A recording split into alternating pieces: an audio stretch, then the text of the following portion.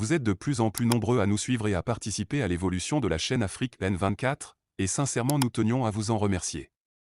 Nous lisons tous vos commentaires qui enrichissent le débat et vraiment nous vous demandons de nous soutenir, en aimant les vidéos pour une large diffusion, et pour continuer à avoir une ligne éditoriale indépendante, et vous proposer de nouvelles émissions toujours de plus en plus enrichissantes. Ne restons pas passifs, soyons actifs. Merci et à bientôt. Teacher, bonjour. J'ai bien reçu tes deux planches. Une qui concerne le canard de Ferdinand Haïté, qui parle d'une vague d'arrestations au sein de l'armée togolaise. Et l'autre planche qui est estampillée d'un fake, pour dire que tout ce que Ferdinand a écrit est du faux et qu'il ne faut pas en tenir compte. Étant du métier, je connais ce petit tampon que le pouvoir togolais et ses sbires utilisent toutes les fois qu'un journal écrit contre eux.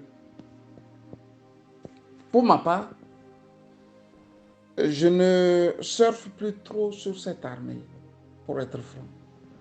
Parce que les titres du genre vague d'arrestation au sein des forces armées togolaises reviennent pratiquement dans l'année 2 ou 3 fois.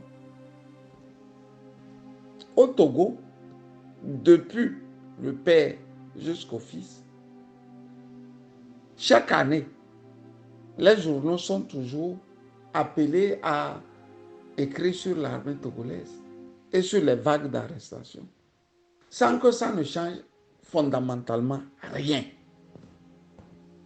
Ça ne change rien. Je laissais une anecdote de cette femme-là, d'un doyen que je connais ici en Allemagne, qui a fait rire la justice allemande. Pour la simple raison qu'elle est allée avec son mari, que je connais bien, pour un cas de divorce. Et après que le divorce ait été prononcé, elle a fait sortir de son sac une ceinture qu'elle a montrée à la juge pour dire que elle est toujours menacée.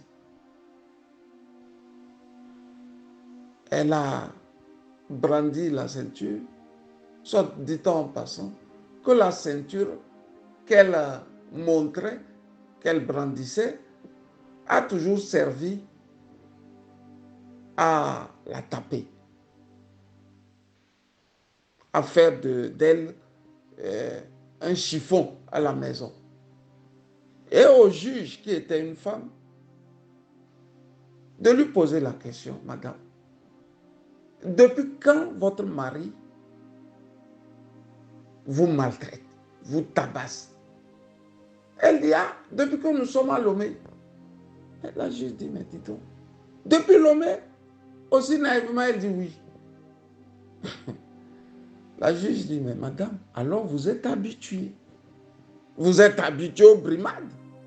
Si c'est depuis Lomé, on vous tabasse, on vous menace, et vous n'avez rien pu faire, ne venez pas quand même en Allemagne nous raconter des inepties. Fin de partie.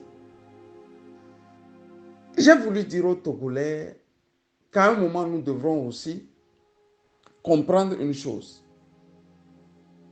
Les titres ronflants du genre vague d'arrestation au sein des forces armées togolaises ne changeront rien à la donne. Je ne pense pas que c'est ça qui doit changer, qui peut changer quelque chose. D'autant plus que l'institution en question est habituée aux brimades. Eux-mêmes là, ils sont habitués aux brimades. Depuis le père jusqu'au fils, on les forme et on les jette en prison pour les plus chanceux. Ceux qui ne sont pas chanceux se retrouvent d'habitude dans les 4 planches. ou en exil. Ceux qui ne sont pas chanceux là sont dans les 4 planches. Depuis le Père jusqu'au Fils, c'est ce que nous voyons. On met certains en prison. Quand ils sont en train de ressortir, on est en train de faire entrer d'autres. Ainsi de suite, ainsi de suite. Et pourtant, ils ne mettent jamais les soldats de rang. C'est des officiers qu'on forme à coups de millions. À coups de millions. La fois dernière, je lisais la presse. On a sorti le commandant, ou c'est le capitaine, pardon. Je ne connais pas trop son grade, ça doit être un commandant. Le commandant Donteba. Après 15 ans de supplice, 15 ans de prison, dans l'affaire Pacha, on vient de le libérer. Après 15 ans de prison. Mais il n'y a pas quelques mois, ou bien il y a quelques mois, c'est le général Kadanga qu'on mettait là-bas avec d'autres co-accusés. Eux, ceux vont faire 15 ans, 20 ans. Le temps de prendre d'autres encore, de jeter, de ressortir d'autres. Ça a été toujours ce ping-pong-là. Mais ceux-là qui subissent ça ne sont pas choqués. Pourquoi moi, le journaliste, je vais toujours écrire? À un moment, je dois trouver un moyen de faire passer le message que le moyen que nous connaissons tout le temps, qui est devenu une chansonnette, vague d'arrestation, vague d'arrestation, vague d'arrestation. On les arrête. Mais eux-mêmes ne se plaignent pas. Eux-mêmes là, ils ne se plaignent plus. C'est normal de les arrêter. C'est normal de les torturer, de les traumatiser. Mais on peut se poser cette question. Alors, pourquoi aller dans l'armée? On va dans l'armée pour défendre sa patrie. Mais pour défendre ta patrie là, sa patrie, il faut être d'abord vivant, non? Pour défendre sa patrie, il faut être d'abord vivant. Sauf qu'eux-mêmes là, on les empêche d'être vivants. Et c'est d'habitude, quand il y a les évalas, que nous entendons de ces trucs-là. Faites un recul vers 5-10 ans. Et vous remarquerez que tout ce que la presse togolaise dit des arrestations de nos forces armées se tourne toujours autour des évalas. Vague d'arrestation, vague d'arrestation. À tel enseigne que moi je me dis que, est-ce qu'il n'y a même pas une complicité entre l'armée et le journaliste pour raconter de ces insanités? Parce que le pouvoir aussi aime ça. Ça permet au pouvoir d'effrayer les autres. D'effrayer les autres militaires. Ah, on vient encore d'arrêter. Ils ont arrêté beaucoup, moi je ne veux pas. Je ne veux pas être arrêté. Donc, j'ai voulu attirer l'attention aussi de nos confrères ou de mes confrères, pardon, de prendre ou de faire bien attention. Si écrire qu'on les arrête par vagues entières pouvait libérer le Togo, il y a longtemps que ça se serait su. Il y a longtemps que ça serait su, se serait su. La grande muette, normalement en son sein, doit elle-même prendre ses responsabilités. Si tu formes un officier et que l'officier doit aller dans les mois ou années suivants en prison, pourquoi le former? D'abord, ça coûte cher. Et ensuite, ça ne permet pas au pays de se développer. Parce que l'armée n'est pas seulement que armes dans la main. L'armée n'est pas seulement ce que nous voyons, bandoulière, un casque et autres, avec de gros bâtons pour tabasser la population, pour maltraiter la population. L'armée, c'est le génie d'abord. Les meilleurs informaticiens de la Silicon Valley aux États-Unis sont des militaires de l'armée américaine. L'armée, c'est un génie. L'armée, ce n'est pas comme nous le voyons. Donc, si notre armée veut former des gens ou forme des gens pour les mettre après en prison, moi, je saurais quoi dire. D'ailleurs, Achadam, Tipi a été on ne peut plus clair. Dans l'un de ses discours, il nous avait dit cette armée,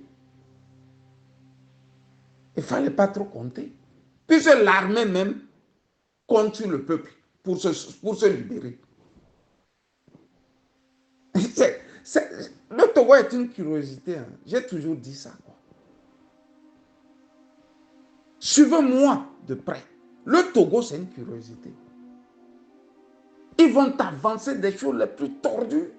Soit dit-on en passant qu'il faut amener des Israéliens. Il a amené des Pegasus. Il a amené quoi? Il a amené... C'est-à-dire, ils vont te raconter un tas d'insanités. Mais il y avait les Américains, les Français, les Italiens, les Allemands, les Danois au Niger. Avec Pegasus multiplié par 1000. Mais ça n'a pas empêché aux militaires nigériens de déposer Bazoum. Ça n'a pas empêché. Quand les gens ne veulent pas faire le job là, ils trouvent des virgules. Ils trouvent des virgules dans leur texte. On veut faire ça, virgule, mais, virgule, Pegasus, virgule, Fort Gnassingbé trop fort, virgule, ainsi de suite, ainsi de suite, ainsi de suite. À la fin, c'est ce que nous voyons. Grosso modo, j'ai voulu dire que moi, je suis plus impressionné par ces titres laudateurs-là, du genre vague d'arrestation au sein des forces armées togolaises. Eux-mêmes, là, ils sont des militaires. Le militaire est formé pour avoir l'instinct de survie. L'instinct de survie. On ne peut pas arrêter le militaire comme un petit poulet, comme on arrêterait Camus dans un aéroport, et amener directement au SCRIC. Le militaire doit avoir l'instinct de survie. Si on les forme pour tuer leurs propres compatriotes et après on les arrête, où est mon problème de... Pourquoi je dois dénoncer ça en tant que journaliste? On forme quelqu'un normalement pour sauver le pays. Mais quand chez nous, on les forme pour tuer le pays. Mais à partir du moment où ils ont fini de tuer et on ne veut plus qu'ils parlent et on les arrête eux-mêmes là. Où est mon problème dans ça? C'est pas un problème ça. Je suis désolé. Je ne titrerai plus jamais vague d'arrestation au sein des forces armées togolaises. Jamais. On a passé des années entières à le faire. Depuis le père jusqu'au fils. A tout cassé 58 ans maintenant. C'est la même rengaine. C'est les mêmes choses. Et l'autocrate lui parade. Il ne sait même pas qu'il est en train de tuer à petit feu le peuple. Quand vous prenez un officier, c'est au moins 50 soldats de rang. C'est ça un officier. On les prend, on les jette en prison, on les sort, on les tabasse, on met d'autres en exil, et puis bon, eux-mêmes ne sont pas choqués, ils sont là en train de tourner en rond, et puis bon, voilà. Quand la population va sortir pour se libérer et les libérer eux aussi, on les envoie, ils matent la population, ils disent bon, ils disent que bon, C'est l'armée, quoi. Vous voulez que moi je dise quoi? C'est clair qu'on les arrête. Mais ceux qui sont arrêtés ne sont pas gênés. Pourquoi Ferdinand doit-il être gêné? Si j'ai un frère d'armes qui a été innocemment arrêté, mais mon devoir est de faire ce que je dois faire en tant que militaire. On a vu ça avec Thomas Sankara et Blaise Compaoré. On a arrêté Thomas Sankara, on a jeté en prison. Les Blaise Compaoré se sont mobilisés, sont allés le libérer. C'est comme ça une armée, non? Ou bien, c'est pas ça. C'est pas ça. Mais ils ont dit que on les met au monde pour servir les Nyasingbe, pas pour servir le peuple togolais. Alors moi, en tant que journaliste, je regarde. Je regarde et je veux bien qu'on me dise un jour que les Nyasingbe sont immortels. S'ils sont immortels, bon, on verra bien. Mais dire à la population togolaise, au peuple togolais, qu'il y a une vague d'arrestation, c'est perdre l'encre de ma plume. Je ne l'écrirai plus jamais. Et je le conseille d'ailleurs à Ferdinand. Ça n'a jamais rien changé. Le fait d'écrire qu'on est en train d'arrêter les militaires togolais, ça les renforce davantage. Parce qu'on peut un peu mettre à côté les officiers pour mettre les soldats sac à dos là, afin de les diriger. Lisez le livre de Jean Desglis. Togo, 2 points, la tragédie africaine. Vous remarquerez que c'est des petits soldats là qui menacent les officiers. Ils ont le droit de menacer les officiers. Ils rentrent sur les officiers, les bousculent proprement. C'est comme ça, l'armée là. Les bouscules. On met une bande de tribalistes qui te menacent de coups de blessure, qui n'a aucun respect au fait pour toi. La bande est là. Comme ça, ils ont bâti leur armée là. C'est pour ça qu'elle tient. Un peu de tribalisme, un peu de brutalité, un peu de cancrerie. À la fin, c'est ce que vous voyez. Ils vont s'arrêter entre eux, et puis vont faire la paix entre eux, et puis la vie continue. Bonne journée de mercredi. Bye bye. Likez la vidéo si ce n'est pas déjà fait. Laissez aussi votre point de vue en commentaire. Abonnez-vous et cliquez aussi sur la petite cloche de notification pour ne rien rater de nos prochaines vidéos. N'oubliez pas de partager aussi la vidéo et de la liker.